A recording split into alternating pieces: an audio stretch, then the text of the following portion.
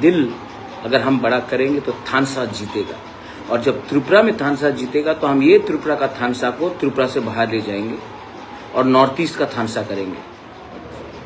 तो 12 तारीख को आपको डिसाइड करना है कि आप जाति पावर के साथ हैं, जो मैं हमारे सब त्रिपुरा को देना चाहता हूँ, या फिर आप पार्टी पावर के साथ हैं, जिसके पास पैसा है लेकिन चाहते तो सब कुछ दे सकते थे, लेकिन कहा कि जब तक तुम त्रिपुरा मोथा को छोड़कर दूसरे पार्टी को छोड़कर हमारे पाँव में नहीं गिरोगे तब तक हम तुम्हें कुछ नहीं देंगे। जिस दिन आप पाँव में गिरोगे वो आपको लात मारेगा, सामने खड़ा रहोगे तो कप कप करके इनको आपको देना पड़ेगा, क्योंकि ये डेमोक्रेसी है।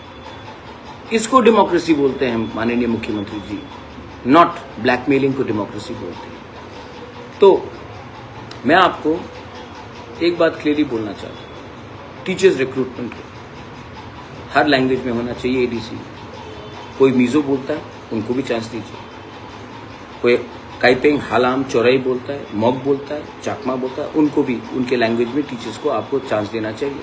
जो काउब्रू बोलता है, कॉकबरक बोलता है, उनको भी देना चाहिए। Real thanks comes from here.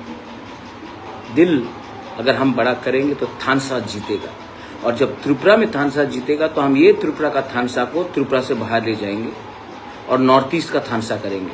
और जिस दिन नॉर्थ ईस्ट का थानसा हुआ, जिस दिन गारो, खासी, जयंतिया, मिजो, नागा, मणिपुरी, अरुणाचली, बोडो, दिमासा, तिप्रासा, हम सबका थानसा हो जाए ना, कोच, राजवंश, हाजोंग, हम सबका एकता हो जाए ना, ग्राउशी हो जाए ना, मुनखाट हो जाए ना, हम लोगों का बच्चा का भविष्य ज़्यादा अच्छा होगा, और India will also take us more seriously.